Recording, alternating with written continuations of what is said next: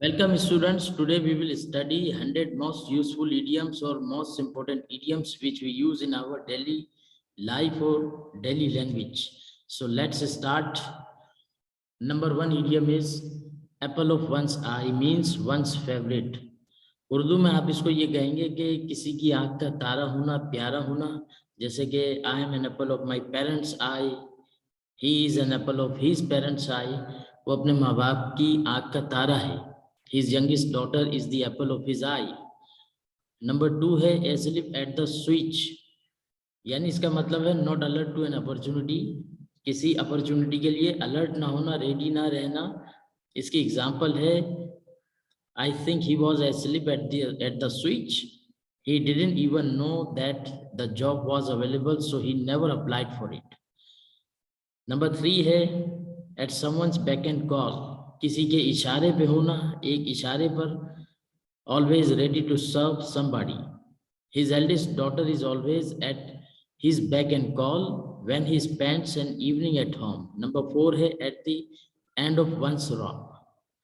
Eight the end of one's rope का मतलब है at the limit of one's ability to cope, यानी कि किसी की एबिलिटी की एक लिमिट होना, उसे कहते हैं at the end of one's rope. I am at the end of my rope about what to do about my current situation at work. Number five है अ बिग शॉट, यानी बड़ा आदमी, पावरफुल शख्स, an important and powerful person. He is a big shot in the oil and gas industry. Number six है attend to someone, take care or deal with someone.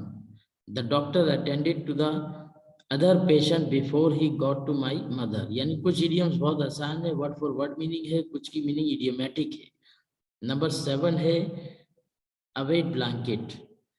Wet blanket का मतलब है a person who spoils other people's fun by disapproving of it or refusing to join it. तो इसका sentence ये बनेगा he refuse to go for picnic with us because he is a wet blanket. Number eight है a maiden speech, a member of parliament's first speech in parliament है, तो her maiden speech was effective as it should be. आगे बढ़ते हैं। Number nine है अ bolt from blue, यानी आसान लफ्जों में इसकी मीनिंग होगी आफत नागहानी, अचानक से कोई आफत आ जाना। The news of his death was like a bolt from blue. Number 10 है a big shot, ये हम पढ़ चुके हैं कि important person है। 11 का मतलब है a log at loggerhead, having a quarrel opposing each other, आपस में एक दूसरे से लड़ना, अपोज करना एक दूसरे को, at loggerheads कहलाता है। We have been at loggerheads over their plans to build a new office complex. 12 है a lion's share, यानी एक बड़ा हिस्सा, उसको इंग्लिश में कहते हैं lion's share. As usual the lion's share of the budget is for defense. Number 13 a wild goose chase. Wild goose chase का मतलब ये है कि जिस तरह से एक वाइल्ड गूस को चेस करना जंगल में बहुत मुश्किल काम है, तो उसको इंग्लिश में कहते हैं वाइल्ड गूस चेस। तो अब इसका सेंटेंस है it is a wild goose chase to get one's love if he or she does not love you. जब कोई शख्स आपसे मोहब्बत नहीं करता और उसकी मोहब्बत आप चाहते हैं, तो ये एक किस्म की वाइल्ड गूस चेस है। या फिर अगर चोर है, चोरी करके भाग गया है, तो it is a wild goose chase to follow the thief now. 14 है एट अ स्टोन्स थ्रो, यानी इसका मतलब अ वेरी शॉर्ट डिस्टेंस, बहुत करीब, will live at a stone's throw from here. Number 15 at daggers drawn, यानी आसान लफ्जों में इसका मतलब है जानी दुश्मन होना, strong dislike for someone. He and his partner are at daggers drawn, at daggers drawn, यानी वो और उसके पार्टनर जो है वो आपस में जानी दुश्मन है। A feather in one's cap, an achievement etcetera that can be proud of. तो यानी अगर पुराने लोग जो थे, पुराने जमाने के कबायली लोग जब कोई अचीवमेंट हासिल करते थे, तो वो एक किस्म एक पर लगा लेते थे परिंदे का, वो उनकी अचीवमेंट की निशानी होती थी। Winning the gold medal winning the gold medal was yet another feather in her cap. Number 17 है स्लीपिंग पार्टनर। स्लीपिंग पार्टनर ऐसा पार्टनर के बिजनेस में उसने पैसा तो लगाया, इन्वेस्टमेंट तो की, लेकिन वो उसमें कोई पार्टिसिपेट नहीं करता। तो इसका सेंटेंस है, sometimes a sleeping partner may be at a loss and easily deceive because he is not actually involve in it. 18 है, at full stretch, to the limit of one's ability और resources, यानी अपनी पूरी कोशिश करना, अपनी limit अपने resources के मुताबिक कोई अपनी 100% दे तो एट फुल स्ट्रेच कहलाए। People who work at full stretch are always successful, वो हमेशा कामयाब रहते हैं। उसके बाद अगला इडियम है a cock and bull story. Cock and bull story का मतलब है बेबुनियाद अफवाह होना, उसको कहते हैं इंग्लिश में कॉक एंड बुल स्टोरी। तो इसमें इसकी एग्जाम्पल है, he told us some cock and bull story about having lost all his money down a drain. Number 20, a snake in the grass, a deceitful person who pretends to a friend, to be a friend कह लें आप उसको, यानी snake in the grass का मतलब जब घास में सांप छुपा हुआ है, या आस्तीन का सांप, हिडन एनिमी भी आप उसको इंग्लिश में कह सकते हैं। इसको इंग्लिश में इडियमेटिक लैंग्वेज में कहेंगे snake in the grass. You should be careful of her. If she seems very nice, she is like a snake in the grass. उसके बाद है a chip of the old block, या a chip of the same block है। chips of the same block भी कहते हैं आप इसको। They are the chips of the same block, वो एक ही थाली के चट्टे बट्टे हैं। एक ही थाली के चट्टे बट्टे होना chip off the old block कहलाएगा या सेम ब्लॉक कहलाएगा। अब तो इसकी एग्जांपल है, it is not compulsory for a person to be a chip off the old block always. उसके बाद है एज कूल एज कुकम्बर, यानी बहुत ही ज्यादा मुतमईन होना, very calm and very control especially in difficult circumstances. तो इसका सेंटेंस है, it is very difficult to be cool as cucumber. फिर है bag and baggage. Bag and baggage आसान लफ्जों में आप इसको कह लीजिए बोरिया बिस्तर। Her tenant left bag and baggage without paying the rent, किराएदार बगैर रेंट पे किए जो है वो बैग एंड बैगेज छोड़ के चले गए, बोरिया बिस्तर। फिर उसके बाद है by word of mouth in spoken not written words, यानी कि रिटन में कोई चीज नहीं, कोई बात नहीं, जुबानी बात हो गई, जुबानी कलामी बात, उसको कहते हैं bye word of mouth. The news spread by word of mouth, खबर फैली जुबानी, यानी रिटन में नहीं, जुबानी खबर फैली। बाय लीप्स एंड बाउंड्स का मतलब है दिन दुगनी रात चुगनी, तरक्की करना। आप ये कह लीजिए वेरी रैपिडली, तेजी के साथ। Her health is improving by leaps and bounds, उसकी जो हेल्थ है वो इम्प्रूव हो रही है तेजी से, दिन दुगनी रात चुगनी। फिर है बाय ऑल मीन्स, यानी हर जराए से, of course, certainly, he can visit different places by all means। फिर ब्लेसिंग इन डिस्गाइज है, यानी कि ब्लेसिंग जो है नेमत भेष बदले हुए। a thing that seems unfortunate but is later seen to be fortunate। not getting into the university may be a blessing in disguise। I don't think you would have been happy there। अगर आपका admission university में नहीं हुआ तो आप इसको blessing in disguise समझो। वो ये कह रहा है कि मैं नहीं समझता कि शायद आप वहाँ पे खुश होते अगर यूनिवर्सिटी में एडमिशन हो जाता। ना होना भी ब्लेसिंग इन डिस्गाइज है। बैक ऑन वंस फीट, यानी रिटर्न गुड फाइनेंशियल और फिजिकल हेल्थ। तो इसकी एग्जांपल है, he is finally back on his feet after his company went out of business। 29 है bark is worse than one's bite। इसका मतलब है someone isn't as bad as they sound, कि बज़ाहिर कोई शख्स जो है वो इतना बुरा तो नजर आ रहा है लेकिन वो बुरा है नहीं। इसकी एग्जांपल है don't worry if he gets angry, his bark is worse than his bite। यानी वो मुंह का बड़बड़िया है, दिल का बहुत अच्छा शख्स। नंबर 30 है bark up the wrong tree, make a wrong assumption about something, किसी चीज के बारे में गलत असम्पशन करना, ये कहलाता है bark up the wrong tree. The police are barking up the wrong tree in their investigation of that person. फिर है बीट अराउंड द बुश या फिर बीट अबाउट द बुश है, stop beating about the bush या फिर around the bush and give us your final decision. फजूल की गुफ्तगू नहीं करो और अपनी फाइनल डिसीजन दो। फिर है बीट समवन टू द पंच, यानी डू समथिंग बिफोर अदर्स, किसी शख्स से पहले किसी काम को कर लेना, ये कहलाएगा beat someone to the punch. He beat me to the punch and arrive at the interview first, यानी उसने मुझसे पहले ये काम कर लिया और इंटरव्यू में वो पहुंच गया। बहुत ही स्पोकन ईडियम है ये।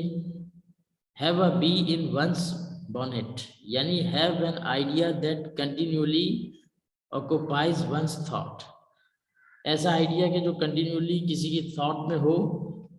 ही has a bee in his bonnet over whether or not to build a new house or not.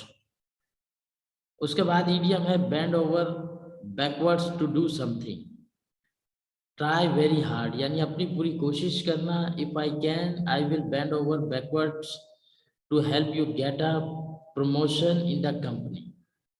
फिर है bet on the wrong horse, यानी misjudge a coming event, misread the future, यानी judgement आपकी गलत होना, तो ये क्या कहलाएगा, bet on the wrong horse.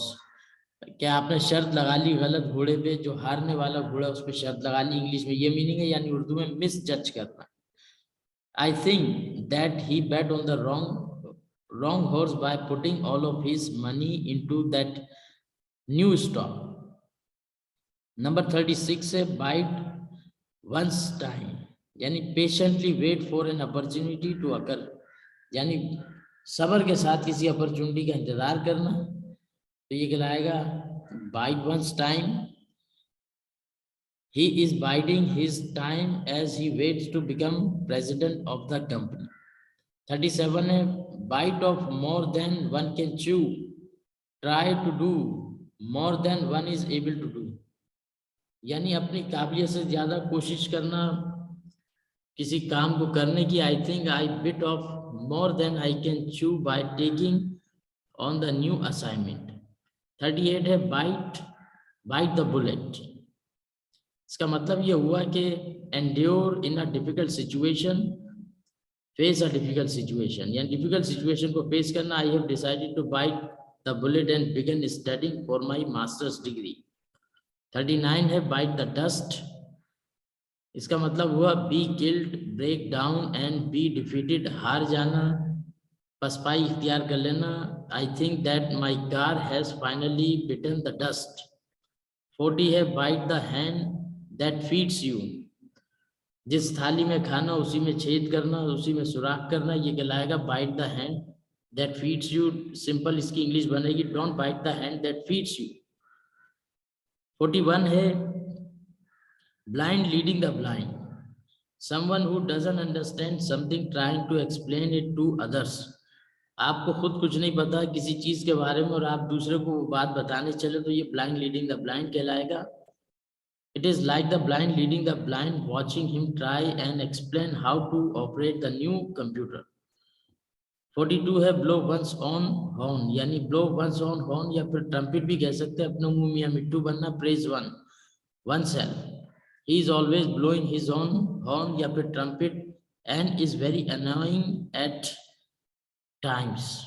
43 है blue in the face, endlessly, fruitlessly, यानी कि you can argue with him until you are blue in the face, but you will never change his mind. 44 है bone of contention, यानी वही फसाद की जड़, इसका मतलब भी यही है फसाद की जड़ होना, an apple of discord या फिर weight blanket या bone of contention. A reason for quarrels है the family cottage was a major bone of contention when their father died.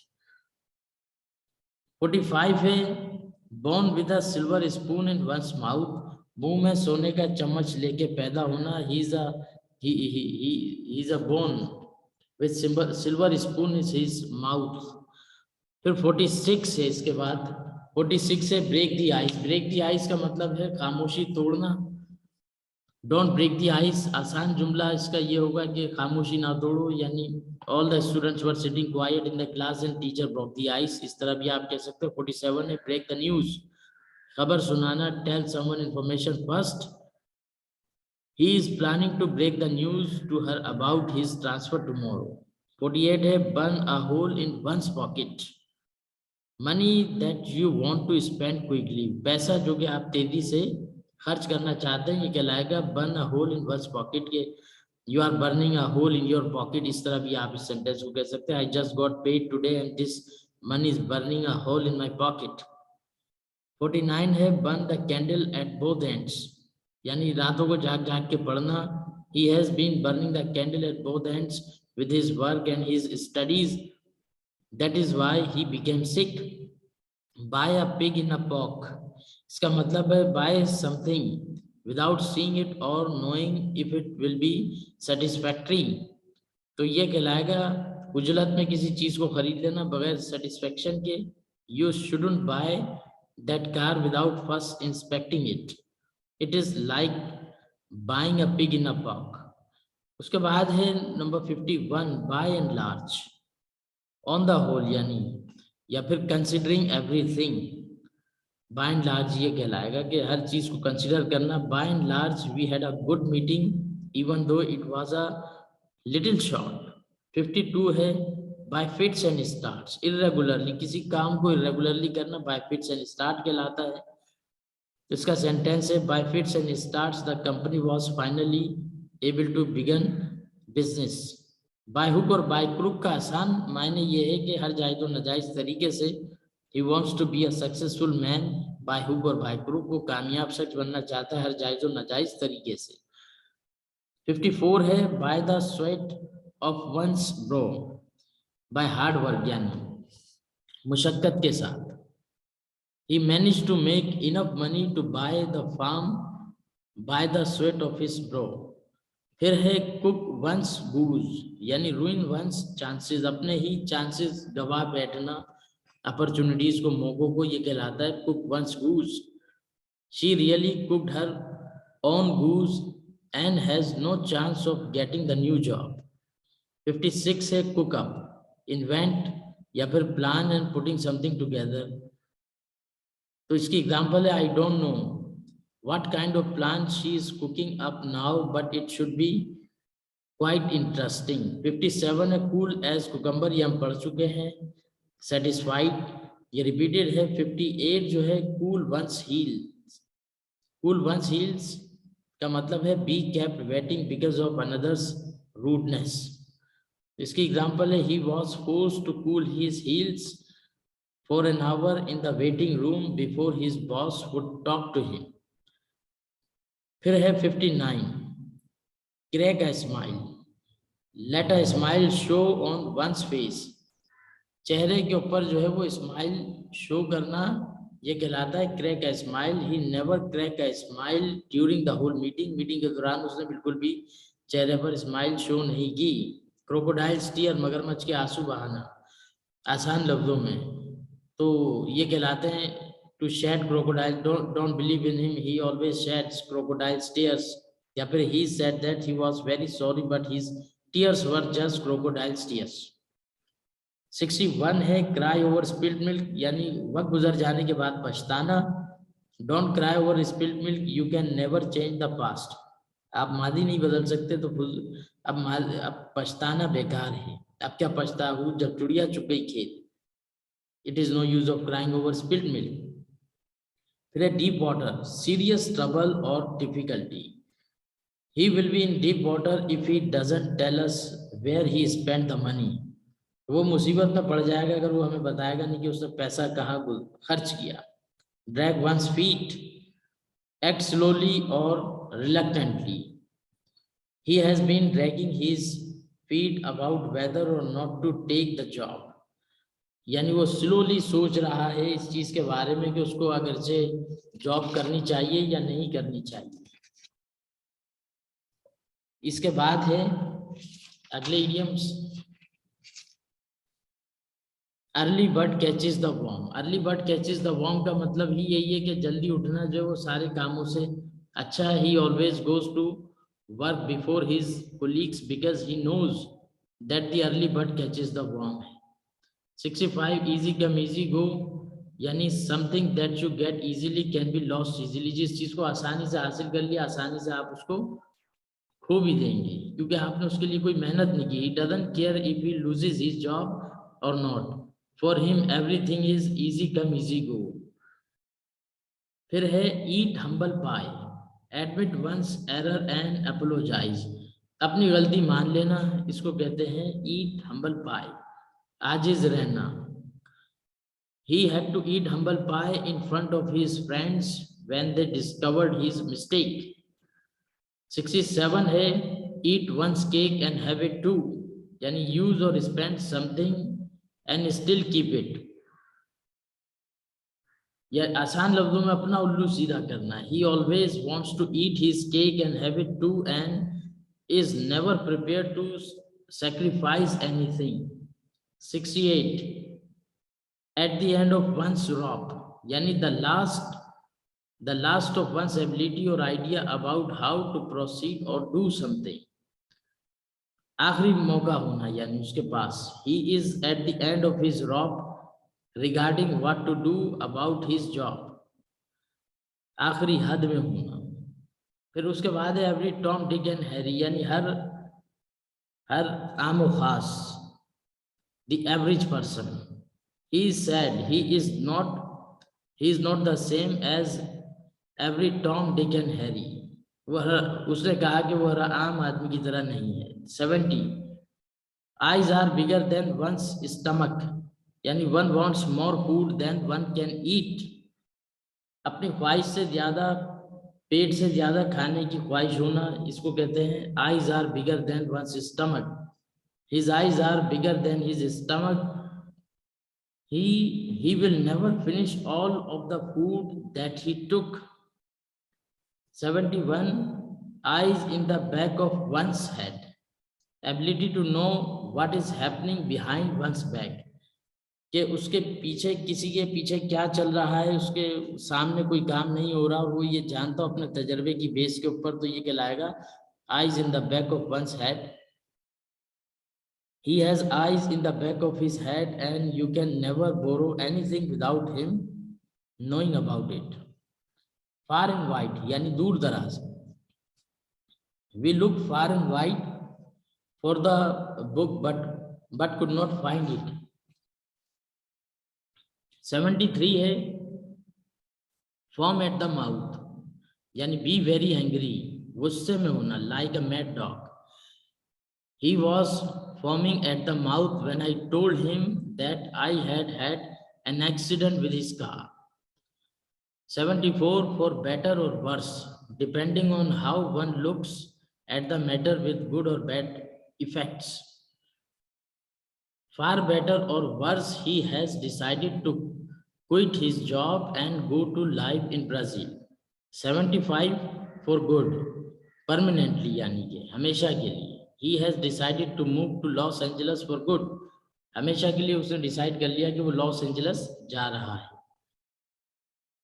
उसके बाद है full of beans, in high spirit, energetic, यानी कि बहुत ज्यादा एनर्जेटिक होना फुल ऑफ बीन्स कहलाएगा. She seems to be full of beans today, आज वो अपनी पूरी फॉर्म में है, नजर आ रही है. She must be excited about something. फिर फूल्स पैराडाइज, यानी अहमकों की जन्नत होना, यानी इसकी एग्जांपल इस तरह भी ले सकते हैं. If you think that you pass your examination without preparation, it means you are living in the fool's paradise. या I realise later that I had been living in fool's paradise. In full swing, यानी पूरे जौबन पे होना. At a very busy or lively stage, the party was in full swing when we arrive, जब हम पहुंचे तो पार्टी इन full swing थी. उसके बाद है नल एंड वाइट, कल अदम हो जाना, खत्म हो जाना. Having no legal or force not valid, कोई चीज वैलिड ना रहना. The contract has been declared null and void. फिर 80 है once in a blue moon, यानी रेयरली, शाज़ो नादिर, कभी कभार. I only go to the restaurant once in a blue moon, कभी कभार मैं रेस्टोरेंट जाता हूँ. 81 है ऑन द कार्ड्स, यानी लाइकली और पॉसिबल, जो कि मुमकिन लगे. An early wedding certainly looks on the cards, round the corner very near, बहुत करीब होना, यानी कि her house is just round the corner, बहुत करीब है उसका घर।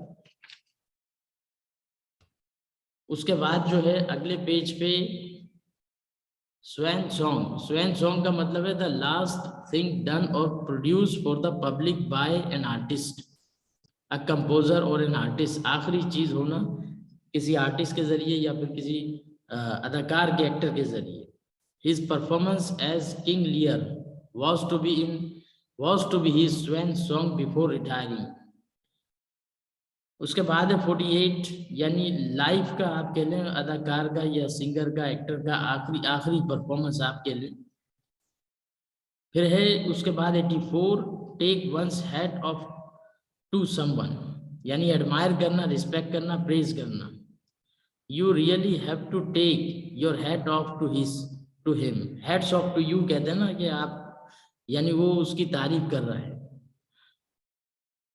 टेक वंस ऑन मेडिसन, यानी एक्सेप्ट पनिशमेंट विदाउट कंप्लेनिंग, कोई आपने गलती की और आपने उस पनिशमेंट को एक्सेप्ट कर लिया तो ये कहलाएगा take one's on medicine. He likes to criticize everyone, but he can never take his own medicine when others criticize him. Tit for tat का आसान आसान मीनिंग इसकी ये बनेगी कि अदले का बदला। The government policy was a tit for tat response to any attack against its territory. फिर है to a fault, यानी so very very well that it is almost bad. So he is honest to a fault and will not say anything unless it is the absolute truth. To and fro का मतलब इधर उधर होना, forward and backward, again and again. They went to and fro between the two items trying to decide what to buy. फिर to a T, यानी perfectly, exactly, to a T. That new suit fits you to a T. 90 है to be sure, without a doubt, certainly, to be sure it would be better to talk to the president of the company in person. 91 है to bring about यानी वजह या सबब बनना, to make something happen. The liberals wish to bring about changes in the electoral system. 92 है to be at a loss, यानी नुकसान उठाना, ये कहलाएगा to be at a loss. Not knowing, it left him at a complete loss for words. 93, pick holes in, find fault in something. It was easy to pick holes in his argument. उसके बाद है win laurels, to win laurels, to win honor and distinction following a great achievement, एक बड़ी achievement होना to win laurels कहलाएगा. She won Lawrence for her first novel. 95, to boot, in addition also, यानी इजाफी आप ये कह लें उसको also. You will not only need a new video, you will need a new television to boot. Toe the line का मतलब क्या? Obey the rules and do one's duties. Toe the line कहलाएगा. The children were forced to toe the line when the new teacher arrived. 97 है to take to one's heel, यानी दुम दबा के भाग जाना, आसान लफ्जों में इसकी मीनिंग ये बनेगी. The army took the citizens to heel when they entered the town. Tone down का मतलब है make less harsh or strong, moderate. The union leaders was forced to tone down his language after the strike began to grow violent. 99 है too bad, यानी worthy of sorrow or regret, बहुत ही ज़्यादा बुरा होना, बहुत ही ज़्यादा अफसोस करना किसी चीज़ पे. It is too bad that the university decided to close the bookstore last year. 100 है too big for one's breeches boots, यानी feeling more important than one's really is. Our new boss is too big for his britches and needs someone to tell him to change his behavior. 101 है too many irons in the fire का मतलब है too many things you are trying to do, so you should not do too many irons in the fire. Thank you for watching 100 idioms. These are very useful in your spoken language. Thank you.